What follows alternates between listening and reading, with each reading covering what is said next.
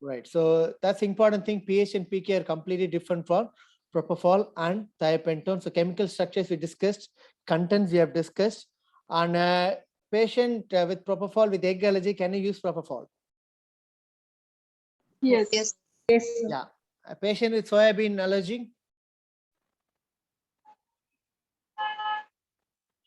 No, sir.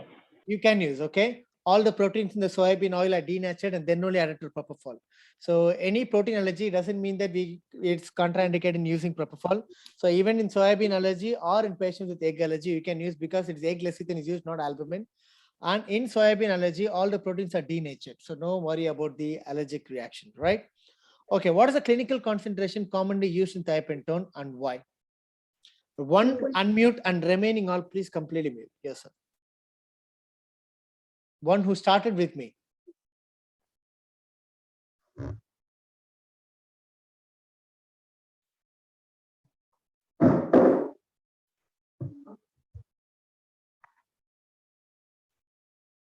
right, no one is there to volunteer. Fine. 2.25%.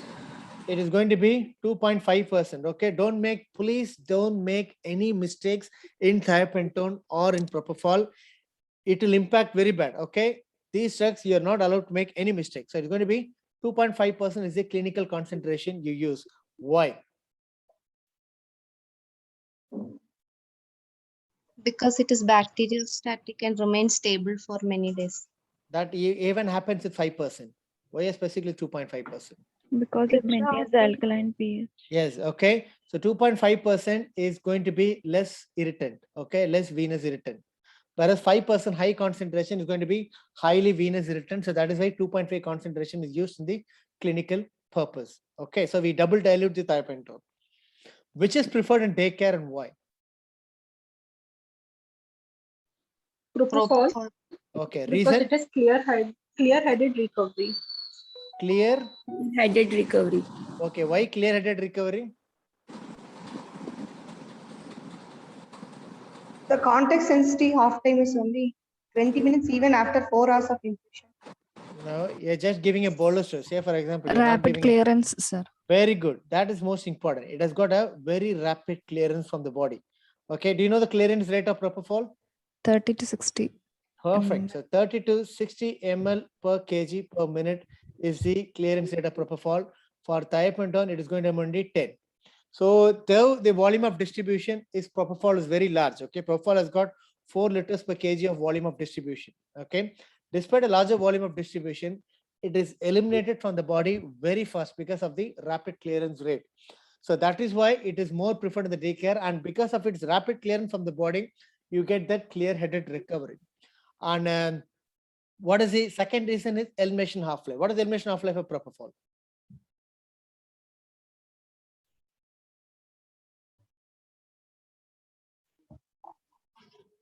It is going to be 5 to 7 hours for propofol, and for thiopentone, it is 24 to 32 hours. So this is for the elimination half-life of thiopentone. So this stays in the body for quite longer time. So that is why propofol is preferred in the daycare surgeries. Name a few situations where thiopentone is preferred over propofol. Head injury patients.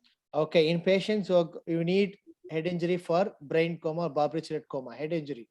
Good. Hyperthyroidism. Hyperthyroidism, perfect, because it prevents the peripheral conversion of T4 to T3. Perfect. Then status epilepticus.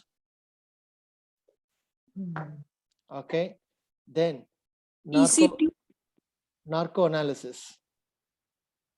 So these are a few places where thiopentone is preferred over propofol in using. Otherwise, there is no much difference of using whichever choice you can use depending upon the availability. But in this type of specific situations, thiopentone is much more preferred. Okay. Accidental intra-arterial injection of propofol. What happens when you give propofol intra-arterially? There is sudden spasm of the artery. Okay. Why it is not happening when you're injecting in the veins? From crystallization and then Yes, it of causes the course, necrosis. crystallization and necrosis fine happens, but the same thing will happen in the veins. But why venous injection is not causing any problem? Activation of Kynin system. Sir, arteries has vasoconstriction property due to smooth muscles in medias. Okay, do you don't think venous have vasoconstrictive ability? Venous even tend to have vasoconstrictive properties. Difference in pH. Difference in pH. That's not a huge difference, just a 0.05. Doesn't make any difference at all. But why arterial injection alone is causing the problem? Because the venous system has got how much amount of circulation in the body? 55 to 60%. 60% of the entire total blood volume is the venous system. It is rapidly diluted and washed away. Okay, so that is why venous injection doesn't cause, of course, crystallization forms even in the veins, but since venous is a reservoir for huge blood volume, it is getting rapidly washed away. Whereas that is not the case with arterial circulation. So when you inject into the arteries, they get crystallized and they get occluded into fine small arteriolar capillaries. That is what the problem happens when you're doing intra-arterial injection with thiopentone. Okay, good. How do you manage? So we leave the cannula in place. Stop one. First one, stop injecting. Okay, that's the first thing. Then leave the cannula. Okay, don't take it out. Leave the cannula in situ. Then Inject with heparin saline. flush with normal saline and give heparin. Then We can give papaverine or Then most important thing, pain relief. It is a horrible, horrible, painful condition. Pain relief. You can give stellate ganglion block. You can give brachial plexus block. You can give local anesthetic injection down there. Okay. Then fifth one, dilate the vessel. Opioids. Dilate the vessel. Okay. Similar to the blocks, you can give papaverine injection. Then you can give alpha-1 blockers. Okay, so stop injecting, leave the cannula in situ, flush with normal saline, give heparin, give pain relief, which could be given by local anesthetic around injection around there. You can give brachial plexus block or you can give a stellate ganglion block. Dilate the vessel, which is they're going to have a severe vasoconstriction. So dilation can be done with papaverine, alpha-1 blocker, and lastly, if there is an embolus, you're going to go for surgical embolectomy. So these are the management options for intra-arterial thiopentone injection. Okay. So what happens if there is extravasation of thiopentone around the tissues when you're giving venous injection?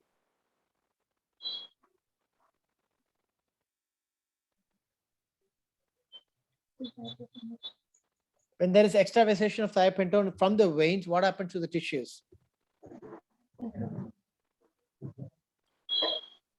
Okay, there will be excessive tissue destruction. Okay, because of its high alkaline nature, it will dissolve the tissues, it will break down the septa, it will create inflammation, and it can produce tissue necrosis. So be careful when injecting thiopentone or when there is extravascular injection, into the subcutaneous tissues. Which is preferred for infusion and why?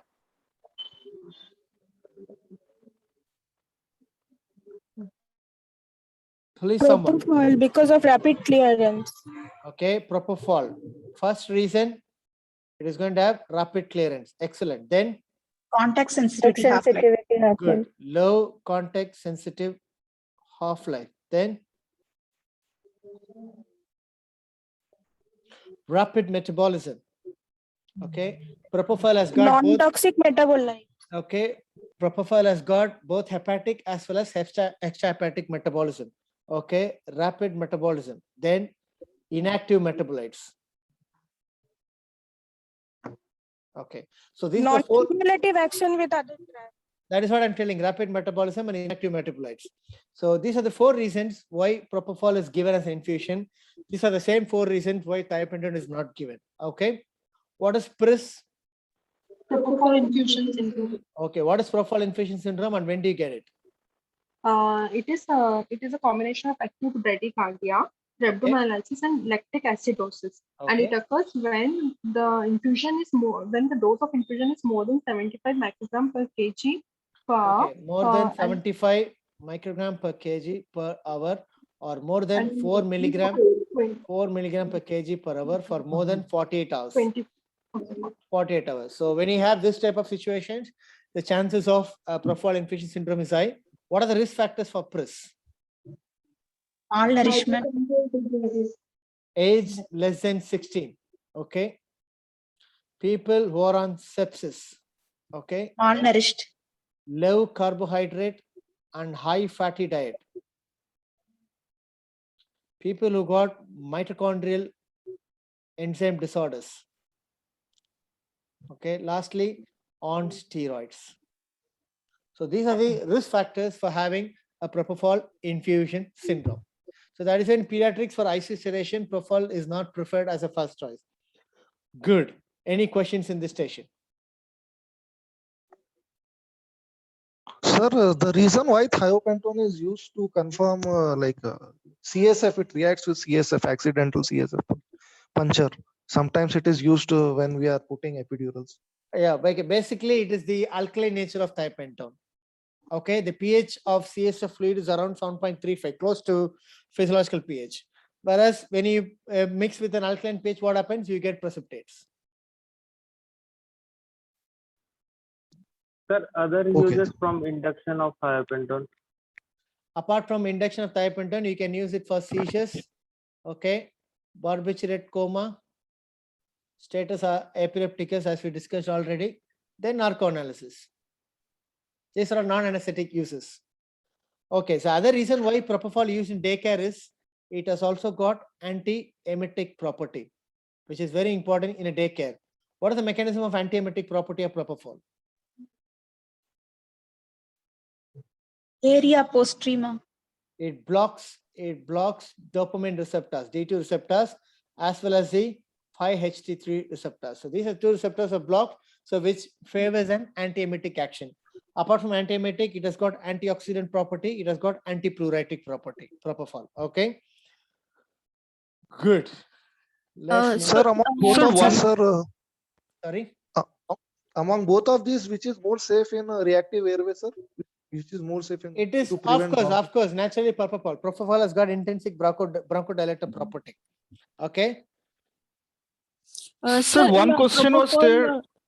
How to identify weight tap with thiopentone? Sir, how How- is that in weight how- tap in epidural? How to identify? Weight tap in epidural. That's what I mean. If you mix thiopentone, you get precipitates with CSF. Okay. Sir, how many days can mixed Thiopentone, used? propofol, once it is open, it has to be used within 24 hours. Thiopentone has got a shelf 1 life week. of 2 weeks, minimum 2 weeks. Okay, it has got a shelf life of 2 weeks because it's highly alkaline, which is makes it to be bacteriostatic. Propofol is highly favorable for bacterial growth, so that is why it has to be used within 24 hours. Good. So reconstituted thiopentone is used up till 2 weeks, but Yeah. in powder form, if it is open, then if just the cap is removed, it is in powder form, but just the cap is removed. I have to ask this to medical representative. I don't have idea about this.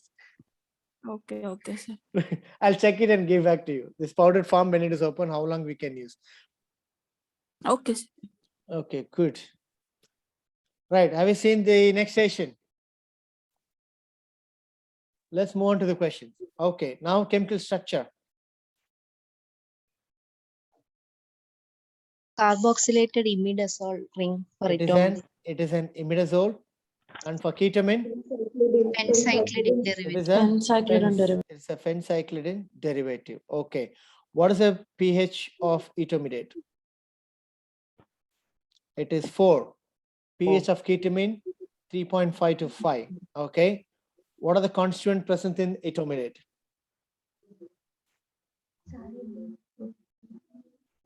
It has got 35% propylene glycol. Why propylene glycol is added?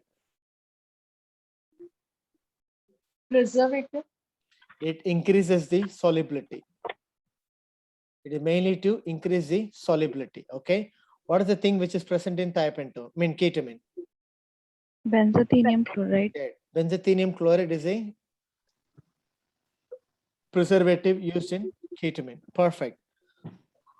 Good. So imidazole derivative, phencyclidine, pH of 4, pH of 3.5 to 5. Benzethonium chloride is a preservative there.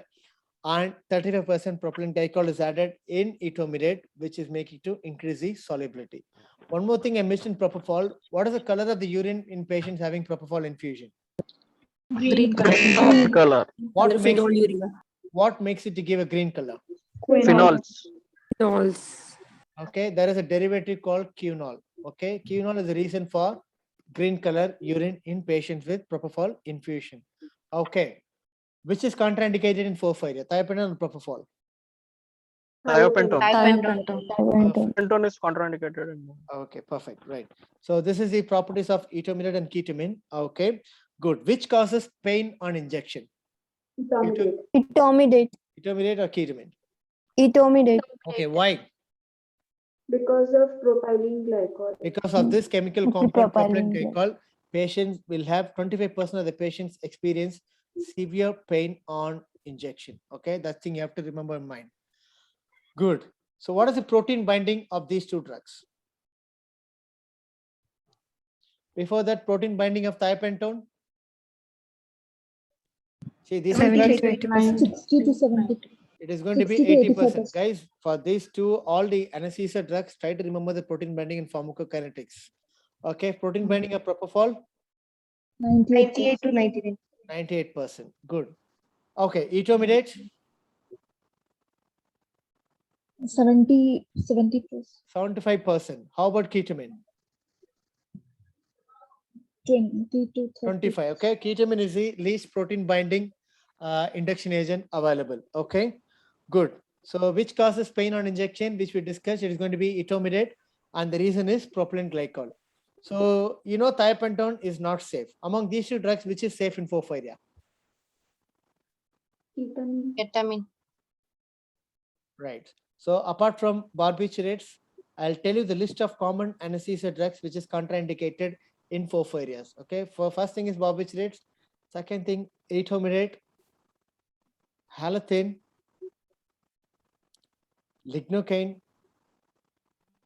prilocaine, bupivacaine is safe, clonidine,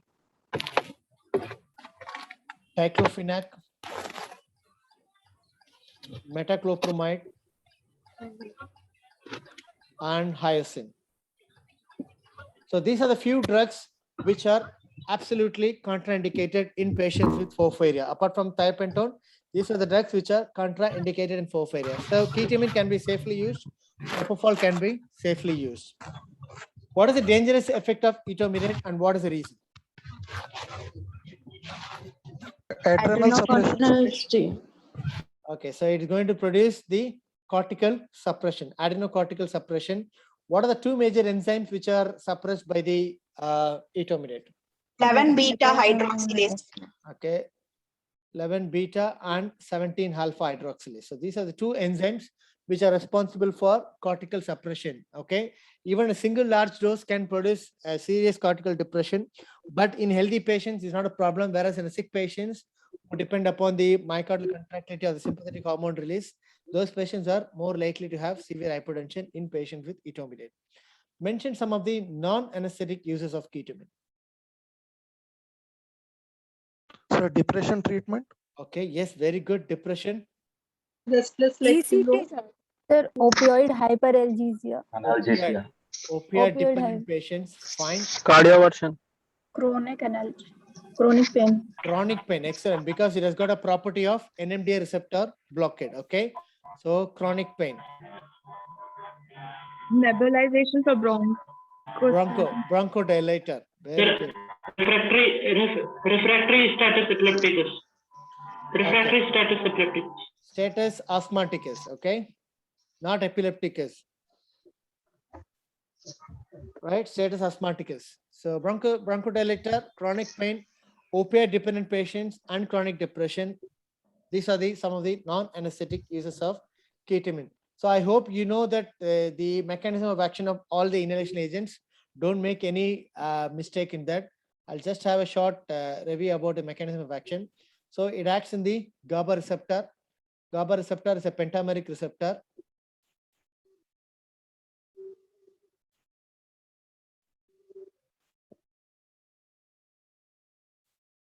Right. So there is one receptor binding site at the alpha gamma interface that is for the benzodiazepines. Okay. It is at the alpha sites the GABA normally binds. Okay.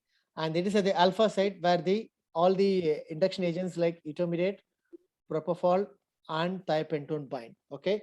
By binding at the alpha site, they open up the channel. Okay. They increase the chloride ion conductivity.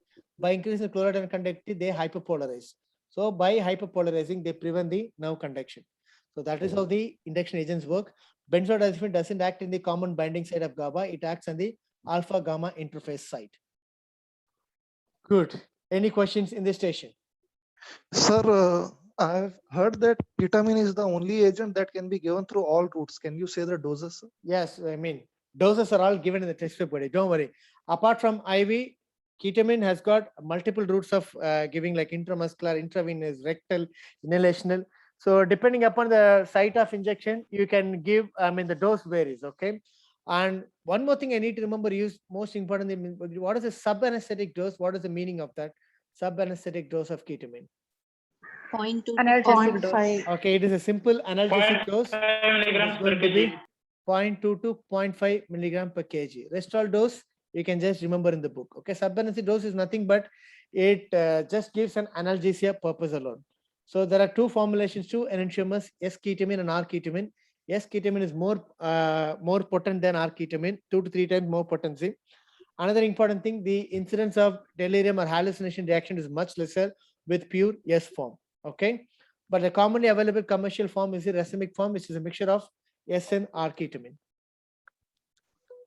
Sir, post-operative side effect of ketamine in PSU unit, what would we monitor? You can tell all the effects of it's in my life. For example, it is going to produce tachycardia, it's going to produce myocardial contractility. So you can produce myocardial ischemia in patient with such So, like hallucination and all Yes. the psychomimetics. Yeah, it So can produce does it isolation. lead to a suicidal tendency or I mean, it is a shorter acting. Okay, it is a shorter acting drug. So suicidal tendency, I think it's not been documented so far, but delirium hallucination is very high.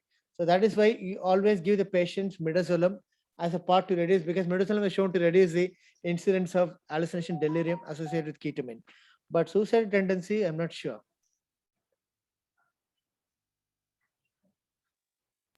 So a pure S-ketamine has got a lower incidence of all these.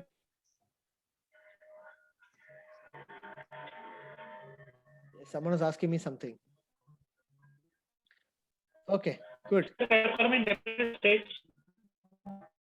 Let's move on to next station. Good. Most another important station. Sorry, sir. Propofol pain on injection because of venous irritation. Propofol pain on injection, yes. Okay. The initial reason is venous irritation. Then subsequent later after 20 minutes, again it can cause pain. That is because of the histamine release. Okay, sir. This again another important drugs where you're not afford to make any mistakes at all. Okay. So what is the PK of these two drugs? 8.1. 7.9 for lignocaine, 8.1 for 0.9 for lidocaine. Okay, good. And what is the clinical significance of PK?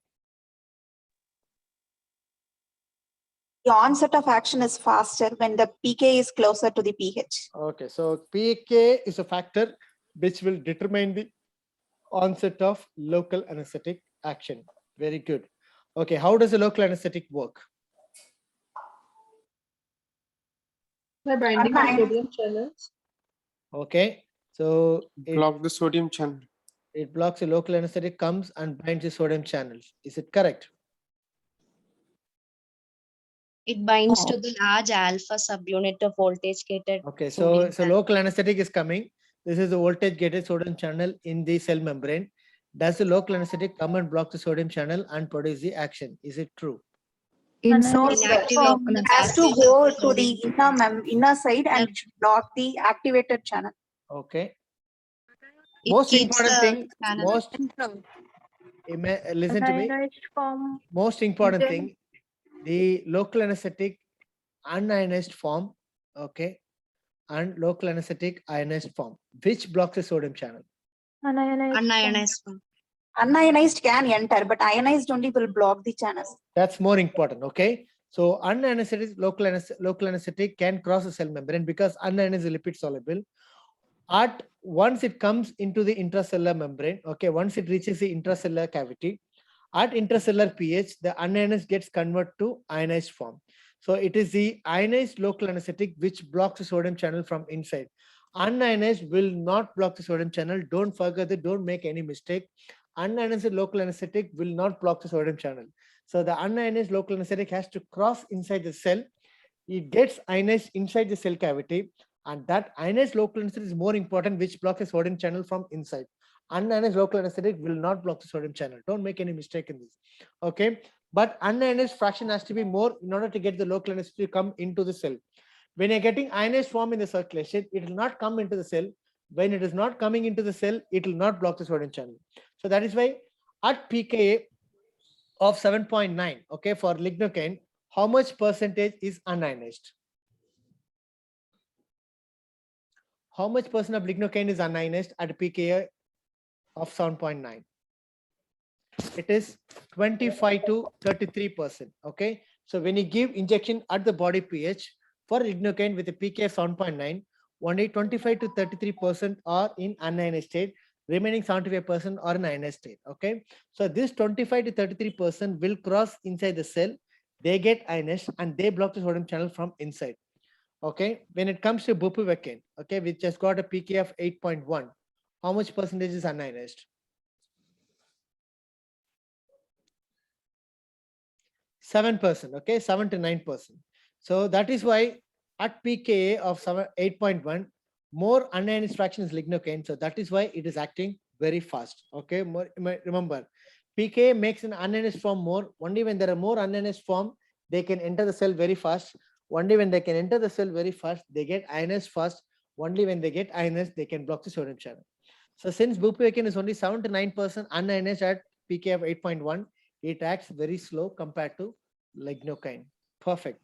What is the effect of adding adrenaline and how does it work? Vasoconstriction prolongs the duration of action. Prolongs the duration. How does it work? Systemic absorption. Okay, by decreasing systemic absorption, it increases the contact time between the nerve and the local anesthetic. Okay, when you give injection, it gets dissipated away by the circulation. Okay, when you give adrenaline, it produces vasoconstriction around the site of injection, so that concentrates the local anesthetic close to the nerve root and makes the time of contact for quite longer duration. So when they have a long contact time, they get entered into the cell and block. So that is how the adrenaline works. Adrenaline will never increase the duration of action. Remember, it will increase only the onset. Okay, adrenaline will fasten the onset. Adrenaline has got no relationship in the duration of action. Good. What is the mechanism of action of local anesthetic, which we discussed already? What is the role of bicarb? Why do you add in local anesthetic and how much do you add? It increases the unionized forms. Okay, so when you add bicarbonate here, okay, so local anesthetics are acids or bases? Weak bases. They are all weak acids, okay, not weak bases. They're all weak acids.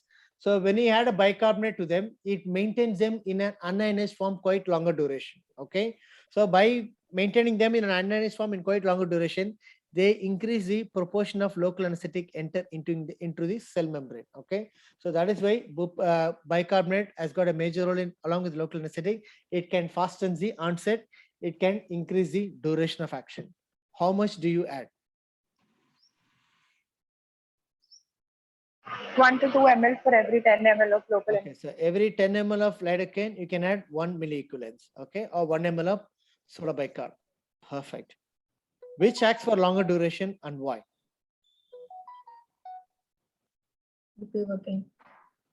Why?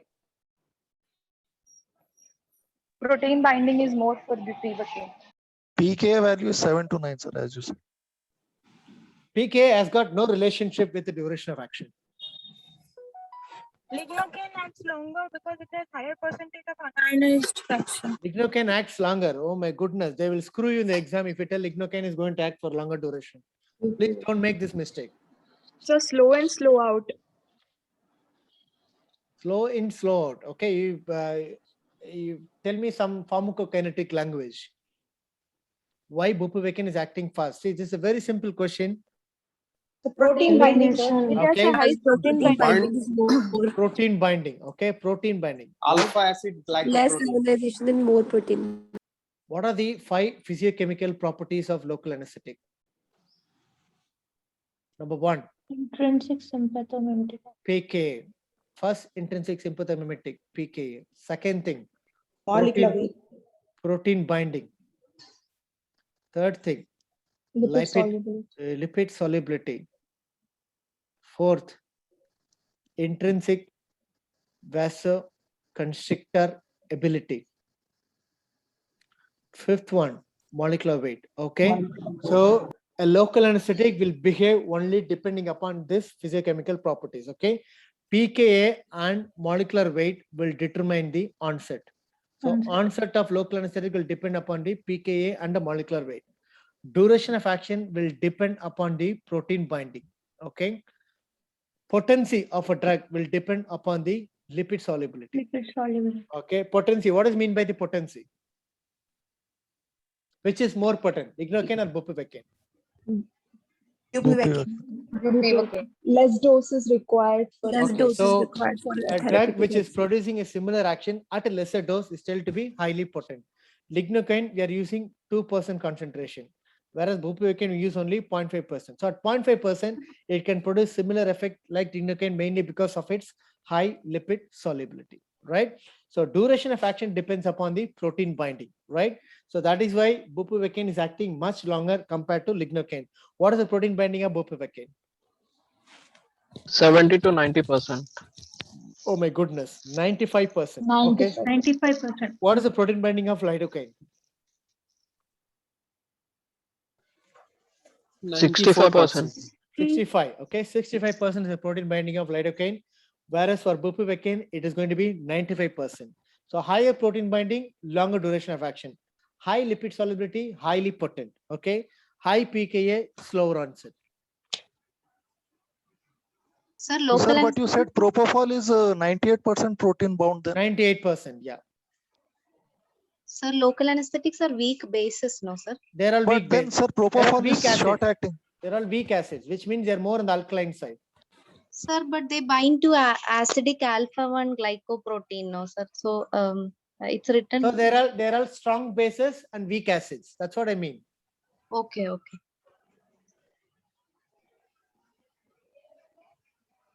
Good. Someone asked me something in the middle. Sir, regarding propofol, when it is 98% protein bound, why Yeah. it is like fast in offset? Fast in offset. Okay. The initial offset is because of the redistribution. The elimination is because of both hepatic as well as extrahepatic metabolism. Okay. Okay. What are the signs of lust? We discussed already one OSCE station last in detail.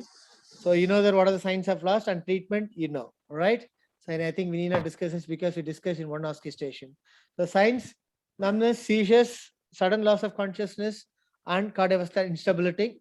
Treatment of choice is going to be 20% interlipid. Any questions in local anesthetic? Please don't make mistakes in any of these drugs. Try to remember the pharmacokinetic properties of all commonly used anesthesia drugs. Sir, least- why only bupivacaine is more cardiotoxic, sir? Bupivacaine has got a high affinity towards the sodium channels compared to lignocaine. And it is highly lipid soluble. So when it binds to the physiological cell membrane, taking it out of the cell membrane is very difficult because of its such high lipid solubility. So that is why you're giving lipid and trying to get the binding away of bupivacaine from the sodium channel.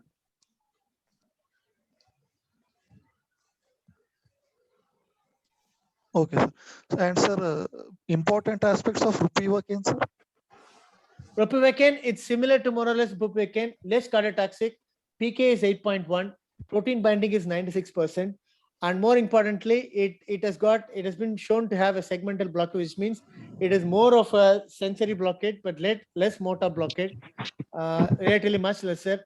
Recent days, because of its cardioselective, because less cardiotoxic profile, it is preferred in all patients with pregnant patients for epidural anesthesia. Otherwise, nothing much specific. It has got a more intrinsic vasoconstrictor ability compared to other local anesthetic.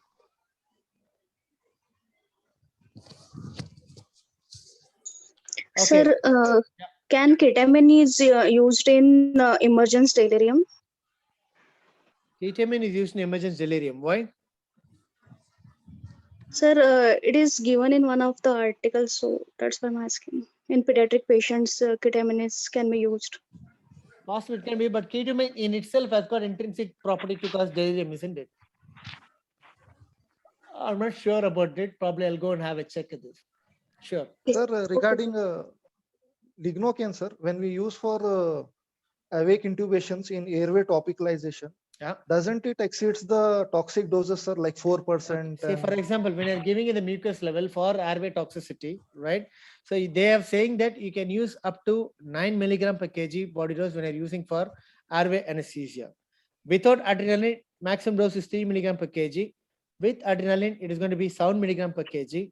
Whereas when you're using for airway anesthesia, you can use up to 9 milligram per kg. Sir, they are saying that mucus absorption is less. That is why dose can be. Yeah, you have a larger margin of safety when you're using at a mucus level.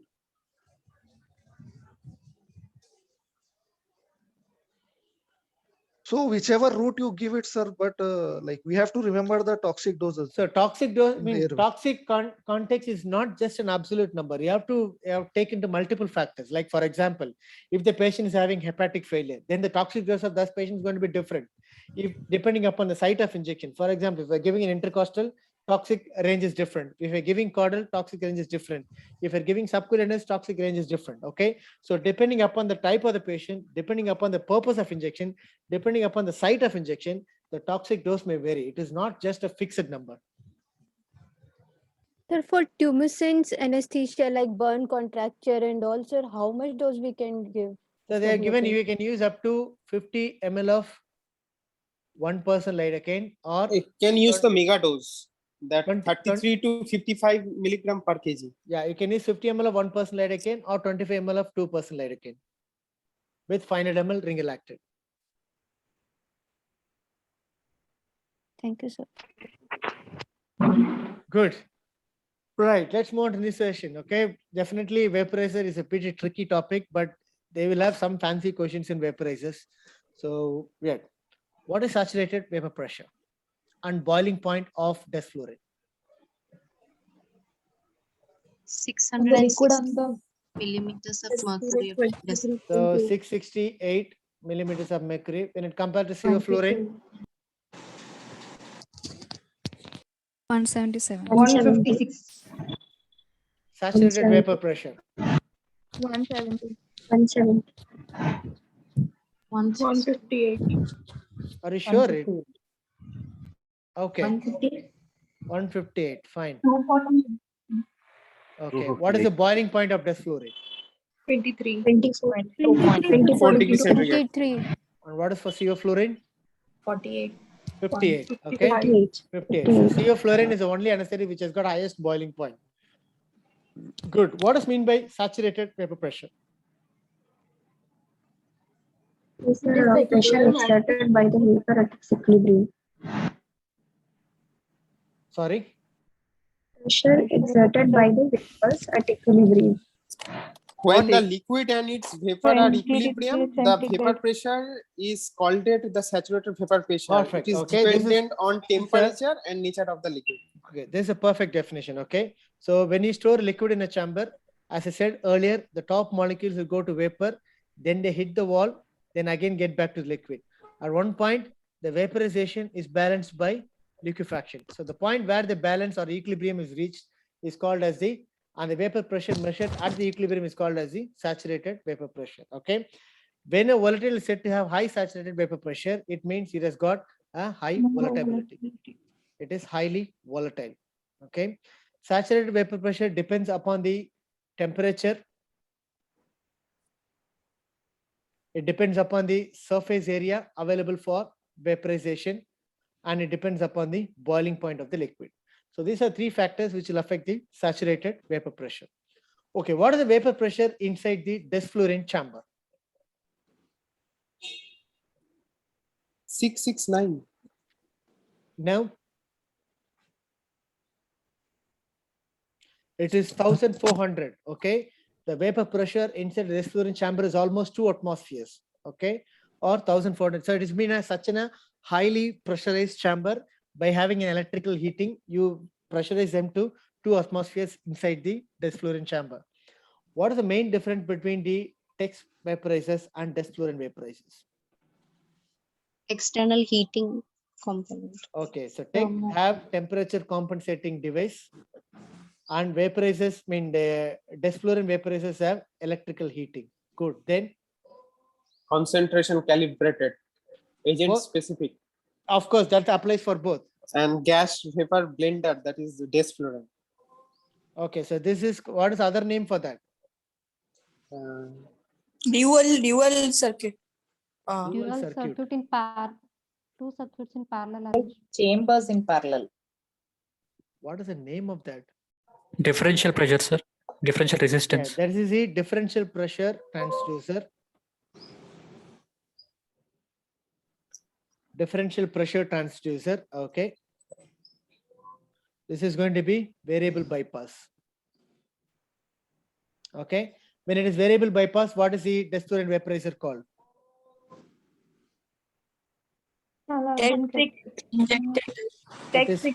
It is called measured flow.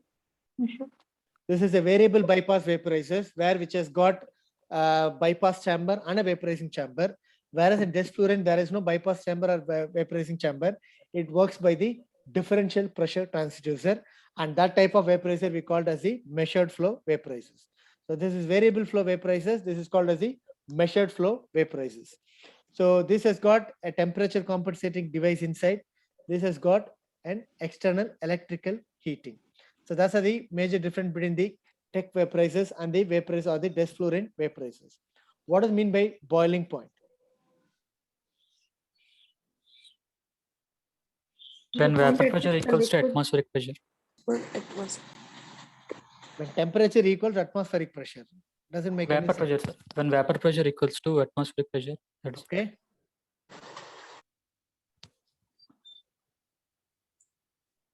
See, when you say a definition, it has to be complete. The boiling point is a temperature at which saturated vapor pressure and atmospheric pressure are equal. Okay, so the temperature at which saturated vapor pressure equals atmospheric pressure is the boiling point. Okay, remember boiling point of few inhalation agents. Can you define MAC? MAC is the concentration at 1 atmospheric pressure that prevents skeletal muscle movement through supramaxillary stimulus, which is a surgical skin incision in 50% of patients. Perfect. Okay, so it is the minimum alveolar concentration which prevents movement in 50% of the patients to a standard surgical stimulus at 1 atmospheric pressure. That is more important. Okay, what is blood gas coefficient?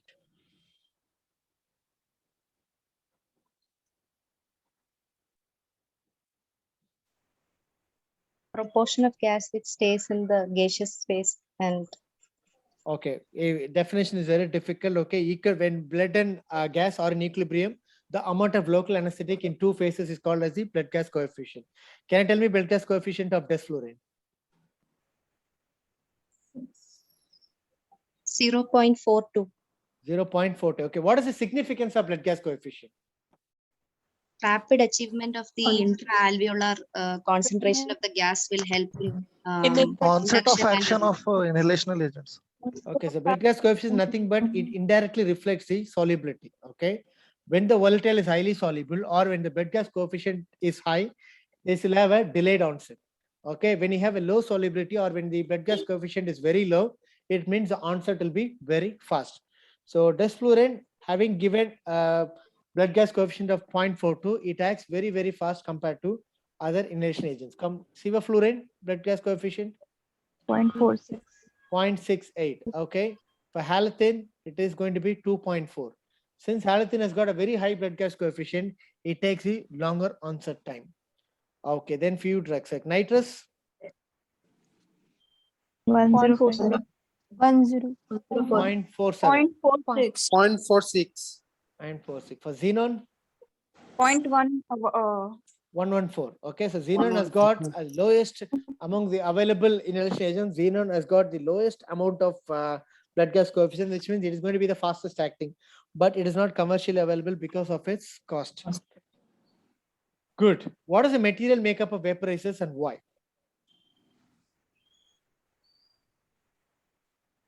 Platinum. It is made up of high thermal conductivity materials like copper, aluminum based. Okay, it is made up of copper. Why? It has high thermal retaining capacity. Anti-corrosion. Right. So as I said earlier, when the liquid gets vaporized, what happens to its temperature? It loses its temperature. It loses its temperature. When the temperature is losing, what happens to the vaporizing capacity?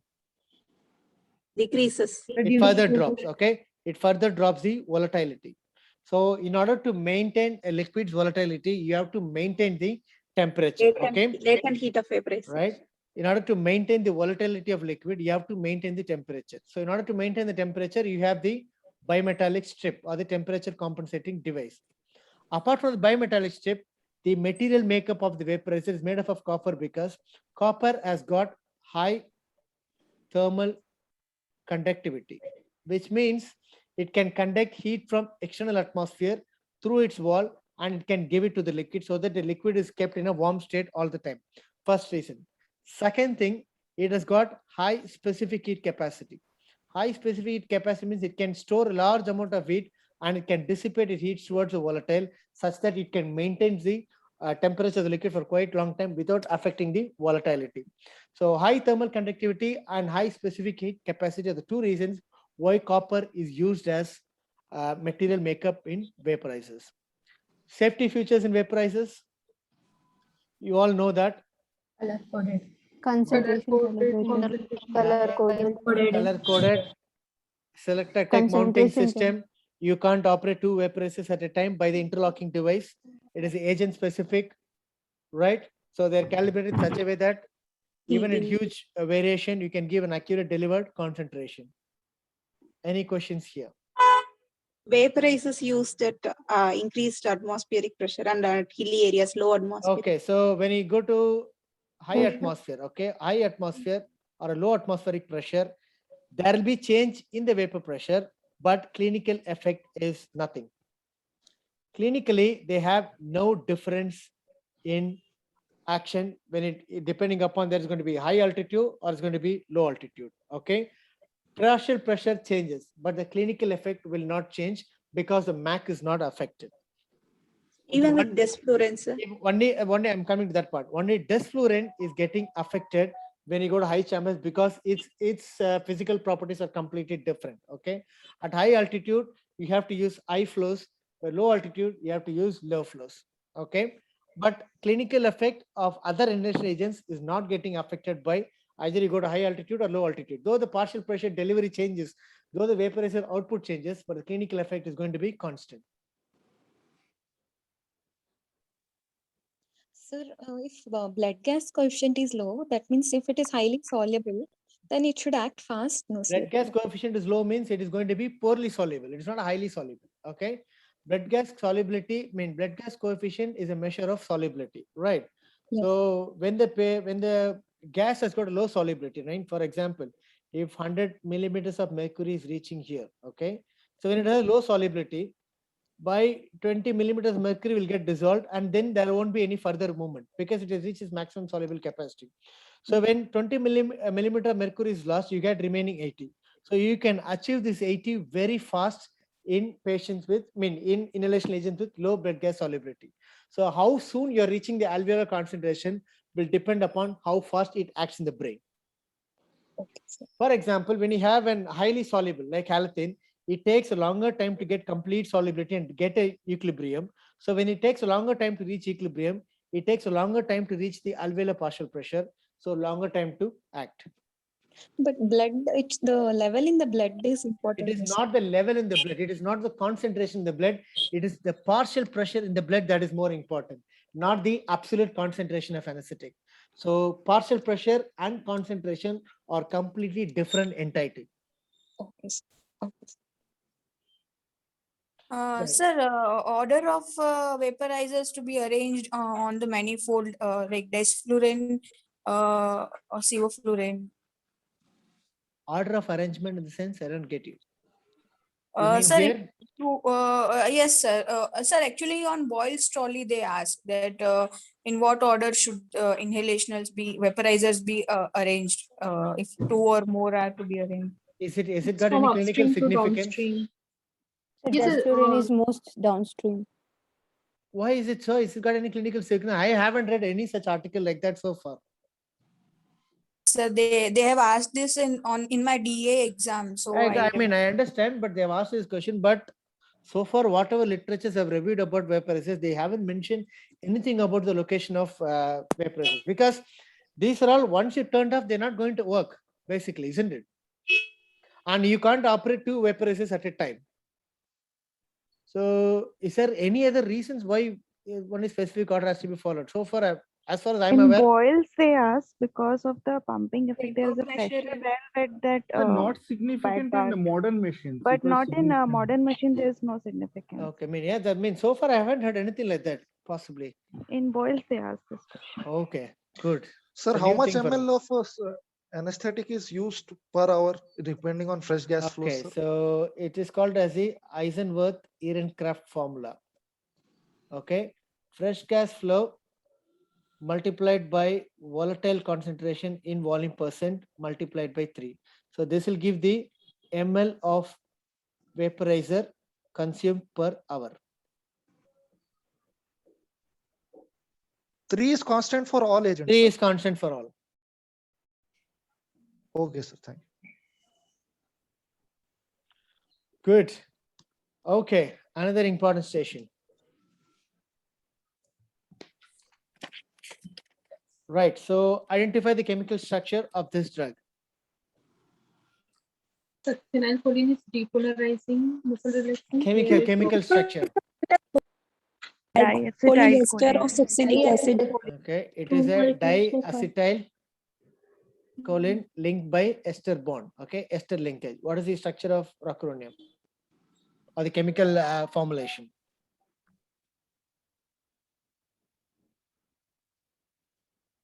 Amino steroid.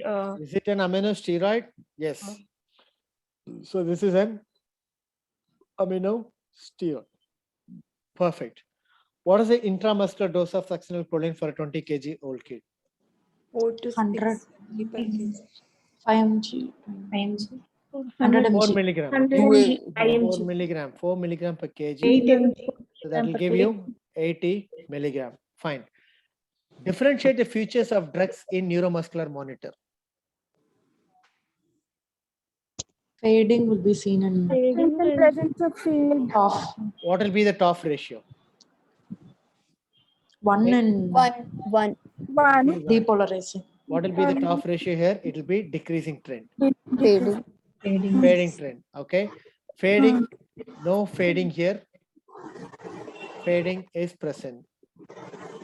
Okay. When do you get fading in succinyl choline? Phase 2 blockade. Okay, when the patient goes for phase 2 blockade, Repeated dose of when you go for phase 2 blockade, you're gonna go Continuous for infusion. fading in succinyl choline. Okay, so no fading, and reverses with neostigmine. Sorry, reverse with neostigmine. Here it gets aggravated with neostigmine. This is reversed. Effect reversed with neostigmine. Okay, good. What is the specific reversal agent for rocuronium? Sugammadex. Sugammadex. So Sugammadex is an what type of compound it is?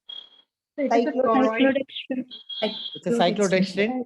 Okay, it specifically reverses the rocuronium. Okay, both the drugs are used in rapid sequence induction. Am I right? Yes, sir. Of all the non-depolarizing blockers, why rocuronium alone is used in rapid sequence induction?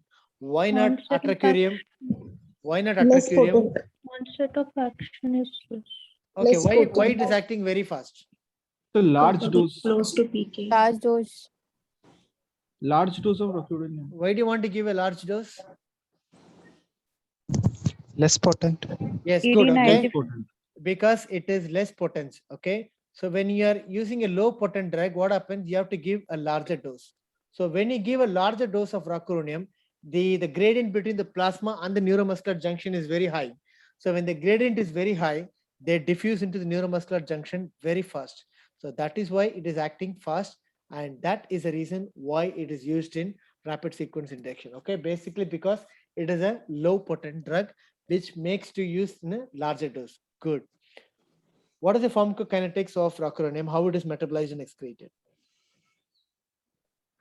It does not undergo metabolism. It is just eliminated by the liver. Okay, it is excreted unchanged by the liver. Okay, predominantly by liver and kidneys. 60% by the liver and 40% by the kidneys. Good. Mention few contraindication for succinylcholine. Malignant hyperthermia. Okay, MH, very good. Burns. Post burns. MH, hyperkalemia. Raised ICT. Post burns. Post burns, okay. Rhabdomyolysis. Cervical spine injury. Crush injury. Prolonged Crush injury. immobilization, right. So in post burns and cervical spine injury, why do you don't give succinylcholine? Sir, OP poisoning, is it contraindicated, sir? OP poisoning. In what context? Like, is it safe to use choline, sir, while intubating a case of OP poisoning? In opioid poisoning, what is the main pathology you think? Cholinesterase. Okay, so they are cholinesterases, right? So what happens when the succinylcholine is given when you block the cholinesterase already? So succinylcholine is metabolized by cholinesterases or pseudocholinesterases? Pseudos. So does it make any difference there? Okay, sir. You can use it, right? Good. Yes, sir. Okay. What happened? Why in cervical spine injury, in post-burn contractions, we don't give succinylcholine? Post burns after for 24 hours, they develop extra junctional receptors. Okay. What is extra junctional receptors?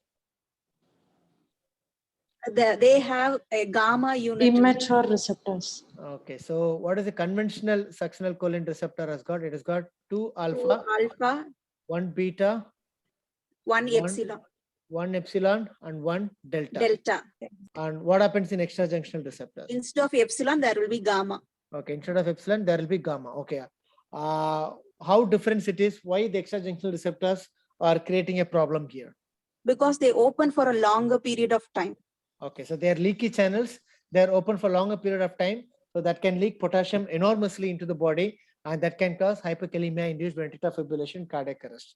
So that is why in patients with post burns contracture, cervical spine injury after 24 to 48 hours, we don't give succinylcholine, mainly because of the sprouting of this extra junctional receptors.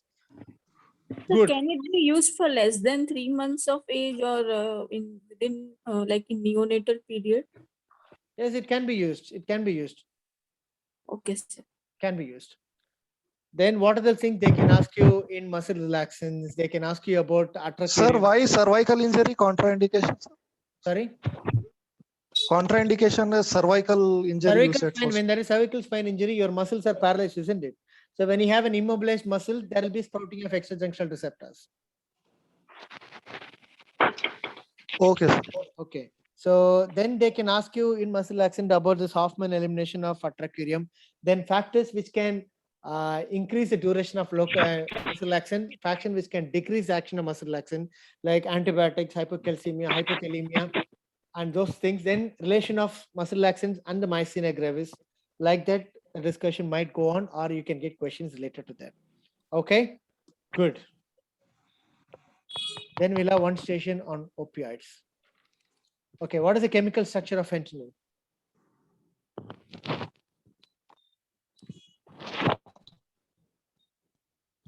Phenylpiperidine. Okay, both are synthetic. Both are synthetic phenylpiperidine derivatives. Okay, there are phenylpiperidine derivatives. Good. Now coming to the next question. What is the context sensitive half-life of remifentanil? 4 minutes. 4 4 minutes. minutes. For fentanyl, I told you in the last class, 250. 250 minutes. 250 Okay, minutes. good. Why remifentanil has got a very low context sensitive half-life? Estrase, plasma estrase Okay, metabolism. rapid metabolism by esterases. Very good. Then smaller volume of distribution. Then no active metabolites.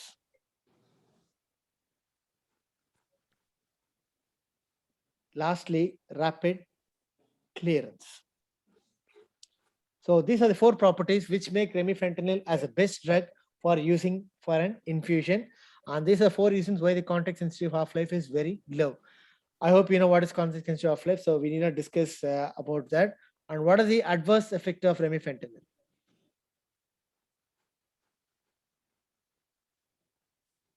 After stopping the infusion, we have to supplement with some other opioids. Okay, so shorter duration of action. Okay, very good. Most important, hyperalgesia. Hyperalgesia is a very dangerous part when it comes to remifentanil. Then it can cause, like unlike other opiates, it can cause nausea, vomiting. It can cause chest rigidity. All these things will happen with remifentanil. Can you, apart from remifentanil, can you tell few drugs which can have an estrase metabolism? Mivacurium. Mivacurium. Any induction agent?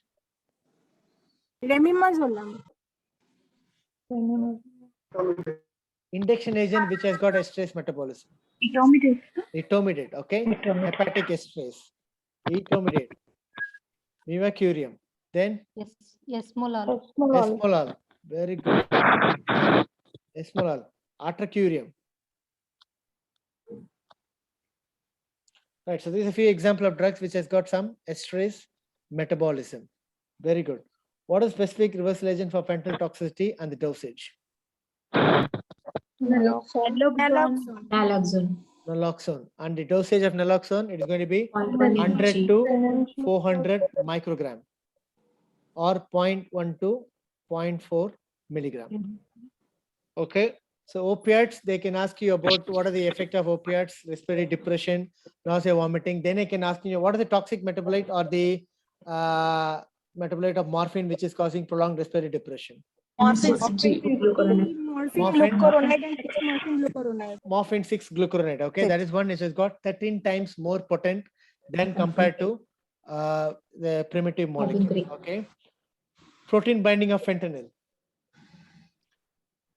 90%. Morphine, 35%. Okay. So some of the common drugs, just remember the protein binding of all these drugs. Good. Then what else they could ask? That's it. Any questions in this Sir, section? which are the FDA approved intrathecal opioids, sir, which can be given? Okay, remifentanil has Only got no intrathecal approval for FDA. Fentanyl can be given and morphine can be given. These are the commonly used intrathecal opioids. Remifentanil has got no approval for intrathecal because it has got glycine. So never give remifentanil for intrathecal. Most importantly, it comes in a powder form. Sir, the dose of intrathecal opioids, sir, fentanyl and For fentanyl, it is going to be 25 to 50 microgram. For morphine, it is 0.1 milligram per kg. You can go up to that. Sir, So other where in adjuvants the- where intrathecal can be given, like, sir, approved adjuvants? Approved adjuvants intrathecal. You can use clonidine, dexmedetomidine. But when it comes to FDA approval, I don't know exactly about what are the drugs which has been FDA approval. Okay, sir, commonly used. Commonly used clonidine, dexmedetomidine, fentanyl, diamorphine. In UK, they use diamorphine. Majority of them use diamorphine. And then what else? Midazolam.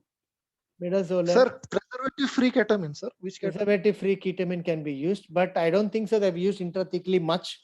And studies are Tramadol, sir? there. Tramadol is used, yes. Magnesium sulfate. Magnesium sulfate. Magnesium. Neostigmine is also used sometimes. Sir, Ketamine. sir, where the opioid act on spinal cord, they have some spinal cord mechanism of action. Okay, they act in the substantia gelatinosa, which is the Rex lamina 2. Okay, that is how the opioid receptors predominantly act. Substantia Sir, gelatinosa. Yeah. One by one at a time. So dose of remifentanil in TIVA. Dose of remifentanil. You can give a bolus dose of 1 microgram per kg as bolus, then 0.05 to 2 microgram per kg per hour infusion. And sir, concentration of Target blood plasma pressure. concentration 3 to 10 nanogram per ml. For propofol, it is going to be. Sir, it comes in what formulation, sir? We don't use Comes in in a India. powder. It comes in powder. Okay, it comes in a powder form. You get 1 milligram, you get 2 milligram, and you get 5 milligram powder form. Sir, not available in It is India. not available in India so far. It's a wonderful drug. It is not available in India, unfortunately. I don't know why, but it's a phenomenal drug.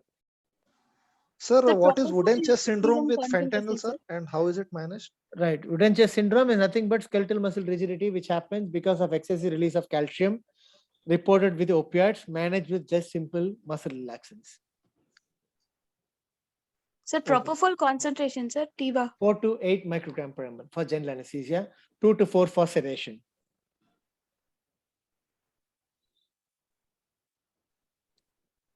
Good.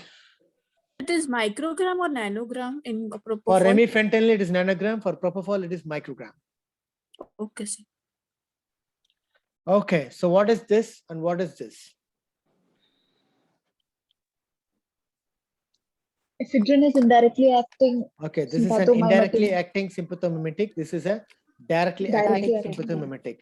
What receptors that ephedrine act? Alpha receptor. Alpha 1 and beta 1. Okay, alpha 1 and beta 1, both receptors. What receptors that phenylephrine act? Alpha 1 and alpha 2. It is purely acts only in the alpha 1. It is a pure alpha 1 agonist. So it produces peripheral vasoconstriction, and that's how we increase the blood pressure. It also acts in the alpha 1 as well as acts in the beta 1. So it produces peripheral vasoconstriction as well as it produces tachycardia. Okay. By the term indirectly acting, what does it mean?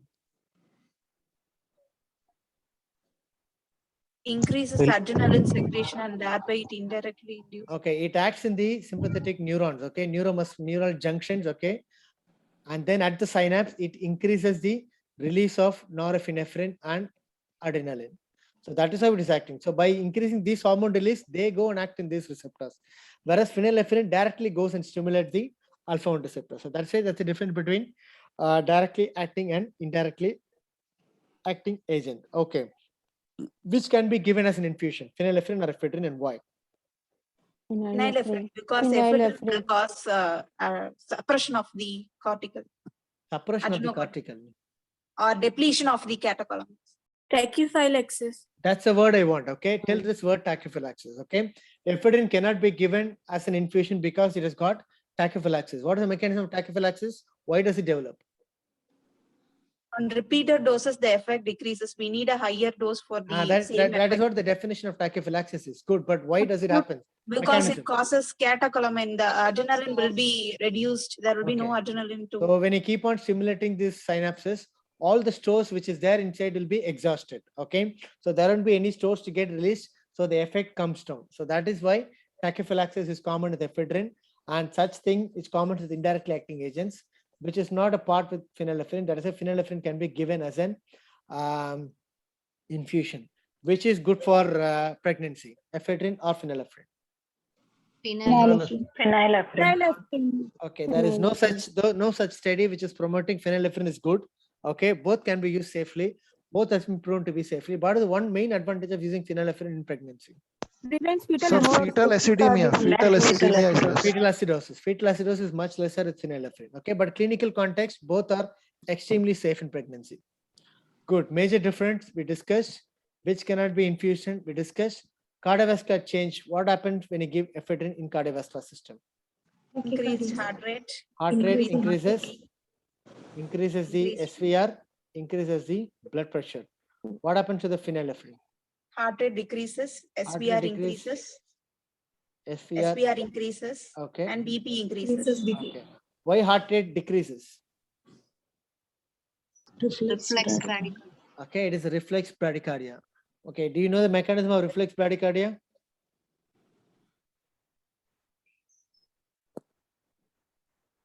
Okay, right. So these are the aorta, right? When the peripheral vasoconstriction, when they're severely constricting, what happens, the back pressure will be high on the aorta. When the back pressure is high, it will stretch the walls of the aorta. When the walls of the aorta is stretched, it will stimulate the aortic baroreceptors. So that will send the afferent via the vagus nerve to the brainstem. Okay, the brainstem will send the efferent again via the vagus nerve. So that will produce bradycardia. This is the mechanism of reflex bradycardia. Good. Mechanism, receptor stimulated, we spoke. Ephedrine should not be given in a patient with psychosis. Why? Serotonergic crisis. Good. Okay. So these antipsychotic drugs have an interaction with ephedrine. Okay. They prevent the reuptake of noradrenaline. When you give ephedrine in those type of patients, indirectly acting agents to those type of patients who are taking antidepressants, there will be exaggerated release of noradrenaline. So it can have an overshoot in the blood pressure. So that is why psychotic patients who are taking an antipsychotic drugs never give ephedrine. Use directly acting vasopressors like adrenaline, noradrenaline, and phenylephrine. What is the dose of phenylephrine? 200 microgram bolus. 50 to 100 microgram bolus. Okay. Good. Any Infusion. questions? Sir, in pregnant patients, what are the dose of ephedrine and phenylephrine? Sir, we There are is not using in India. Nothing specific about the dose. Okay. You have to titrate the dose based upon the blood pressure. That's it. It is nothing that you have to only this amount of dose. So target your dosage depending upon the blood pressure. In pregnant patients, generally during spinal, we generally put them on phenylephrine infusion the moment spinal anesthesia is given. So we start at 20-30 ml per hour. Depending upon the response to the blood pressure, we can titrate the phenylephrine infusion. So phenylephrine is diluted in such a way that you get 50 microgram per ml concentration. Sir, Okay. the remifentanil dose for Tiva, you said bolus dose of 1 mic. 1 microgram per kg, 1 microgram per kg, an infusion of 0.05 to 2 microgram per kg per hour. Sir, ephedrine dose? Ephedrine 3 to 6 milligram, that's it. Okay. So please repeat the infusion dose of phenylephrine. Infusion dose phenylephrine, again, it hasn't got any specific dose range. You can titrate your infusion depending upon your mean arterial pressure. Okay. Okay, so this again, there is a possible chance because dexmedetomidine has been used widely nowadays. So you might get question on this too. Okay, identify the class of drugs. What is midazolam? Benzodiazepine. Okay, this is a benzodiazepine. What is dexmed? Alpha 2 agonist. It is an alpha 2 agonist. What are the other alpha 2 agonists available? Clonidine. Perfect. Good. What is the mechanism of action? It is going to block alpha 2. By blocking alpha 2, how does it act? So it's an alpha 2 agonist. It's going to stimulate the alpha 2 receptors. When it stimulates the alpha 2, what happens?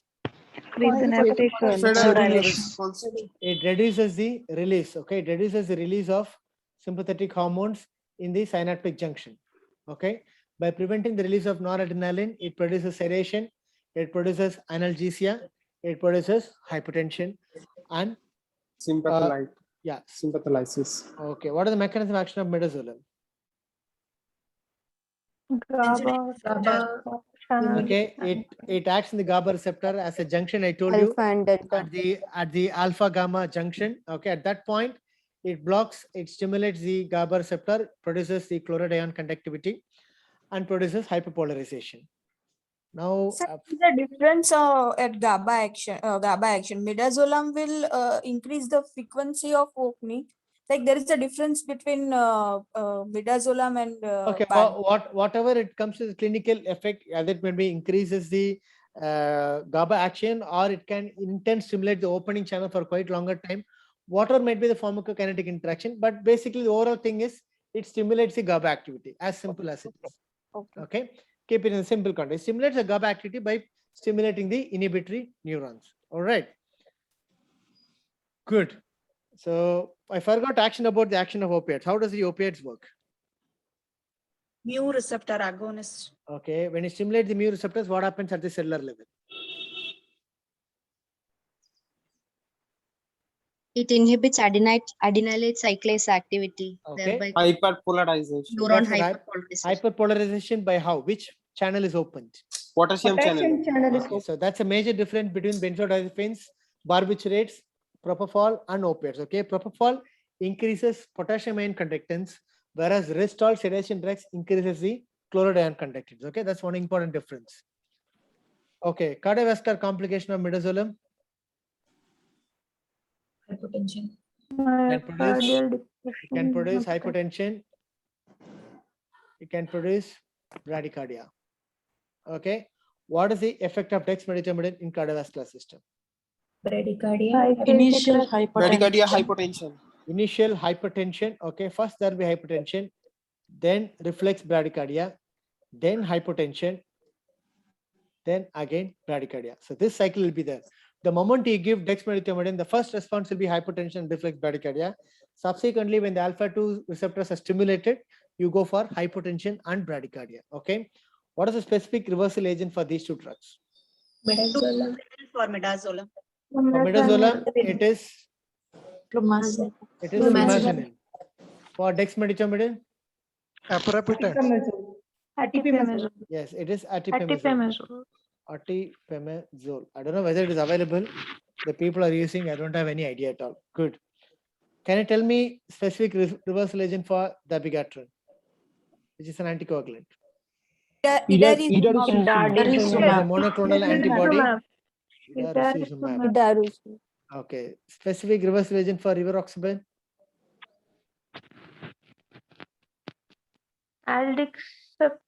Good. Adnexanet alpha. Adnexanet alpha. Specific reversal agent for warfarin. Vitamin K. Vitamin K. Vitamin K. Or Prothrombin complex concentrate. perfect. Prothrombin complex concentrate, PCC. Good. We went somewhere. Let's get back. Okay, what is the pH of midazolam vial and how it is important? 2 to 3. Okay, what is pH? It is 3.5. 3 to 3.5. Okay, why it is important? The ring is open and it is Outside. water. Okay, so as I said again, tautomerism. Okay, at pH less than 4, it is in water soluble form. The ring is open. Okay, when you inject into the body pH, which is pH of more than 4, it becomes lipid soluble Ring closes. and the ring closes. So alteration in the structure depending upon the surrounding pH. So that is the definition of tautomerism. So ketoenol with thiopentone, ring closure, ring opening with midazolam. Okay. Good. So does midazolam causes dissociation due to sunlight? Is it is kept in brown bottles? Is it so? I don't think so. I haven't heard such thing. Okay, when it comes to the bottles, can you tell me few drugs which where the container is more important? SNP. Sorry, sodium nitroprusside. Yes, good. So it cannot be exposed to sunlight because it gets oxidized. Then anesthesia drugs. Halothane. Okay, how halothane is stored in amber colored bottles. Okay. So what is the preservative used in halothane? Thymol. 0.01% thymol. Thymol. 0.01%. Thymol. Okay. Any other volatile agent which the bottle is more important? Desflurane. No. Trilene. Ethyl chloride. No. Ether. Ether. No, sevoflurane. Have we heard the importance of bottle of sevoflurane? No, sir. Okay. So sevoflurane will have Plastic bottle. will have 300 parts per million water added. Okay. Because without water, it gets attacked by the Lewis acid in the glass bottles. So that can increase the formation of compound A. Okay.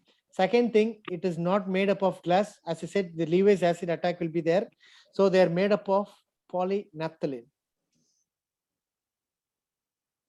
So this is very important. Sevoflurane. Sevoflurane bottles are completely different from other bottles. The polynaphthalate, it is not a glass bottle, and it has got 300 parts per million of water added. These two things are mainly to prevent the formation of Lewis acid attack on the sevoflurane molecule. So when it attacks in the polyfluorinated ethyl methyl ether, it generates the formation of compound A. Okay. Good. So that is why no glass. It has got 300 parts per million water. Perfect. So with this, I've discussed some of the important anesthesia drugs. Read about the vasopressors and inotropes. Read about soda bicarb. Read about remdesivir. Read about tocilizumab. So these are the recent drugs used in COVID. Right. So read about all these drugs before going to the exam. Okay. Let's move on to. So is it clear? Shall we move on to imaging now? Just 5 stations. We'll finish very fast. Yes, Okay. yes, sir.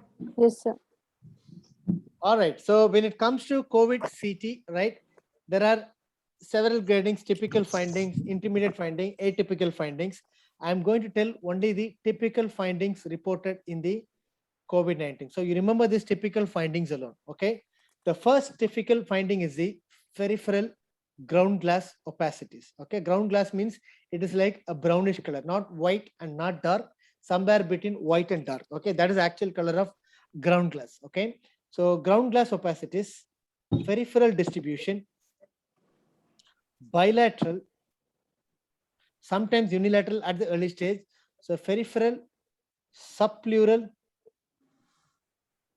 bilateral. So this is a classical picture of COVID pneumonia. See, around the bronchus or around the hilar region, they'll be completely free. They predominantly affect only the subpleural region, peripheral region, and the basal part of the lung are more affected than the apex. So peripheral, subpleural, bilateral, basal part of the lung, ground glass opacities. This is the most important typical feature of COVID-19. This is the first and foremost feature, right? So when you get a CT of COVID-19, you can see this picture definitely. Ground glass opacities. This is called complete opacity. This is normal lung picture. This is a ground glass opacity, right? And second thing they'll ask you about the CT finding is a pattern. What is this pattern called? So the pattern in ground glass opacity is called as the crazy paving pattern. So these are the pavers which are not in any order. It is just distributed like a crazy pattern. So crazy paving pattern is another unique feature of COVID-19 pneumonia. You see here, it is like a crazy paving pattern. So that is another pattern which comes with COVID-19. So peripheral ground glass opacities, crazy paving pattern. And one other specific finding or typical finding of COVID pneumonia is reverse halo sign or the atoll sign. It is called also the atoll sign. So here you see there is water around surrounded by land. So this type of appearance you see in patient with COVID pneumonia. So thick consolidated wall, inside it has ground glass opacities. This type of distribution is another important COVID-19 feature. These 3 findings are very, very typical findings of COVID-19 pneumonia. First thing, as I said, ground glass opacity. Second thing, crazy paving pattern. Third thing, reverse halo sign or the atoll sign. If you remember these 3, that is more than enough in the exam. And also remember how to grade this CORAD scoring. I don't know whether it is important they ask for us. Just since every people are using that words, remember what is CORAD scoring and how is the severity of CORAD scoring based upon the CT. But these 3 are typical COVID-19 findings. Okay. Any questions, any doubts? Sir, can you explain the atoll sign once more, sir? Atoll sign is nothing but area of consolidation, and inside the area of consolidation surrounded by ground glass, inside ground glass opacity surrounded by dense consolidated lung. You see the appearance here. This is called a reverse halo. Okay. Good. Now going on to the lung ultrasound. So before discussing the pathological things, we should know what are the normal findings in lung tissues. Okay. So these are the skin, subcutaneous tissue and the muscles, 2 ribs on either side. And this first dense white line is the pleural line. Okay.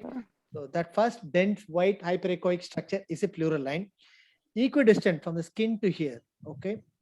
If you measure the same distance from here at the same equal distance, you get another white line. This is nothing but called as the A line. A line is a normal feature that is due to reverberation artifact.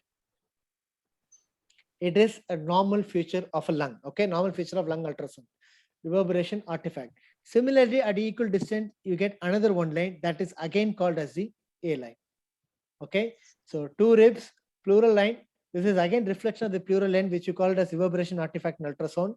So those lines placed at equal distance from the pleura are called as the A lines.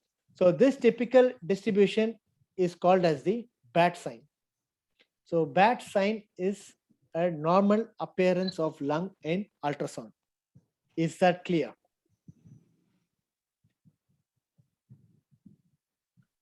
Everyone, do you understand? Yes, sir. Yes, sir. Skin, subcutaneous tissue, two ribs, pleura, A lines. If you increase the depth, you can find even another one A line. So A line is a normal feature of all lungs, and that is because of the reverberation artifact from the pleural reflection. This normal lung appearance, we call them as the BAT sign. Coming on to the M mode. Okay, once you get the lung picture, you put an M mode, which is a motion mode. And if you record the motion mode, you see initial straight white lines. Okay, and then you get at the shaggy sign. Okay, so these straight white lines are due to reflection from the non-movable tissues like skin, subcutaneous tissue, fat, and the muscles. They represent the water here. Okay, so they're all static tissues, which means that is why when these tissues are not moving with respiration, you get a straight line, no movement at all. Whereas when the ultrasound, when the M mode beam is hitting the lung tissues, which is getting expanded and relaxed, you get this shaggy lines. Okay, so this type of appearance we call them as the seashore sign.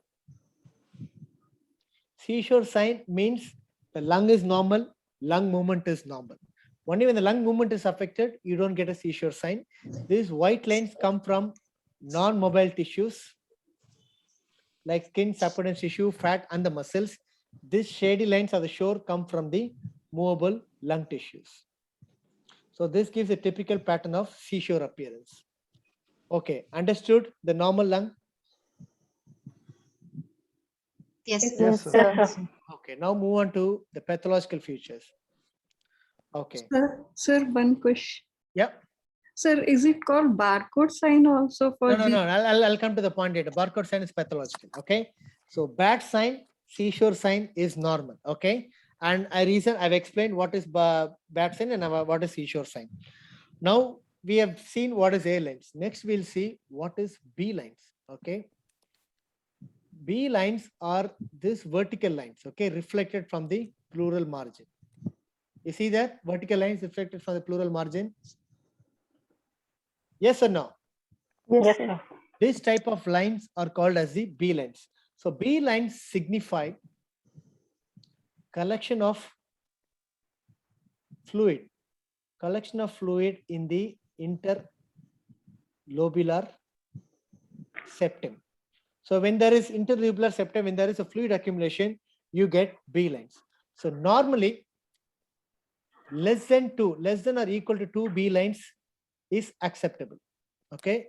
In a normal lung, when you have B lines between two rib spaces, this is one rib, this is one rib.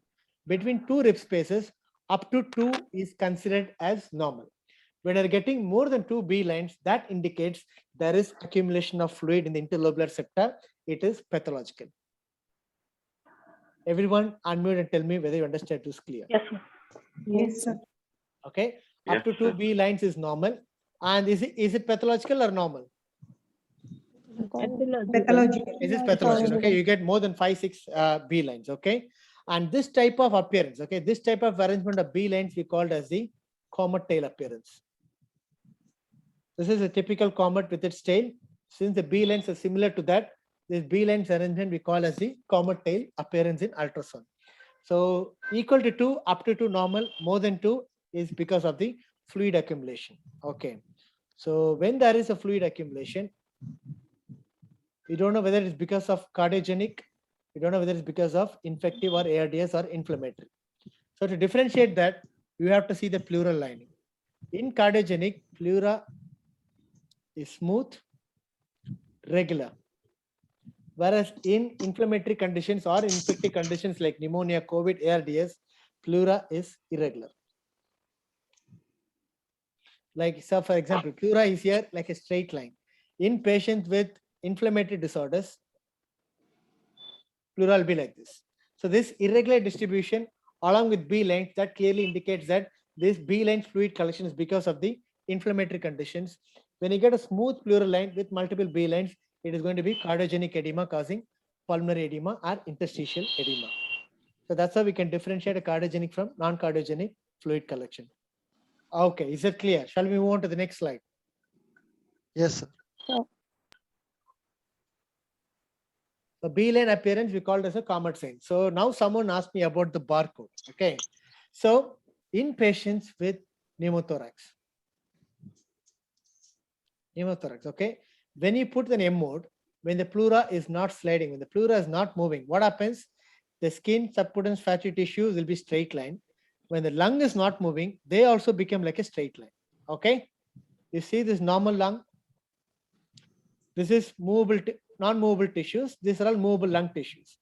In pneumothorax, when the lung is not expanding, there is no difference between movable tissues and non-movable tissues. This is what is the typical barcode appearance. We call them as the barcode sign. Barcode sign is a classical picture of pneumothorax. Okay. Apart from barcode sign, this is also called as the stratosphere sign. Like if you see the flight in, so they go with a big of clouds like this, like a stratosphere. So that is why stratosphere sign and barcode sign are a typical feature of pneumothorax. Do you understand now? Yes, sir. Thank you. Yes, sir. Yes, sir. Okay. So when you have a stratosphere sign, which means there is no tissues moving. So this is called a stratosphere sign or the barcode sign. Okay. But the most important thing or the most specific unique feature of pneumothorax, when you see this sign, it is 100% pneumothorax. Okay. That sign is called as the lung point. So what does it mean by lung point? So at the junction here, for example, if you have a lung here, if you have the chest wall here, pneumothorax is at this point, here lung is fully expanded. If you keep the probe at the junction of normal tissues and the pneumothorax location, for example, this part of lung is moving, this part of lung is not moving. If you put an M mode there, and if you see, these are all immobile lung tissues, these are all mobile lung tissues. Immobile lung tissues, mobile lung tissues. So this alternating immobile and mobile lung tissues, and this point we call them as the lung point. When you find a lung point, that is 100% evidence that the patient is having pneumothorax. Of course, stratosphere sign, barcode sign can happen even in a patient with pleural effusion or in patient with severe consolidation.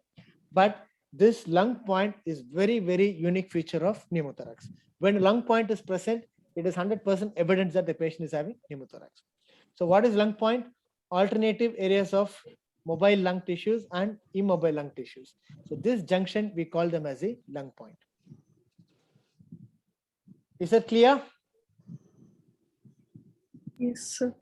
Good. So pneumonia, cardiogenic pleural effusion or the cardiogenic edema, pneumothorax, and then normal lung signs. This is enough for your exam. Thank you, sir. Shall we stop here? Sir, I have a request. I joined late, so can you please repeat first two questions of thiopentone and propofol? Okay, Like I'll upload that in the group. Don't worry.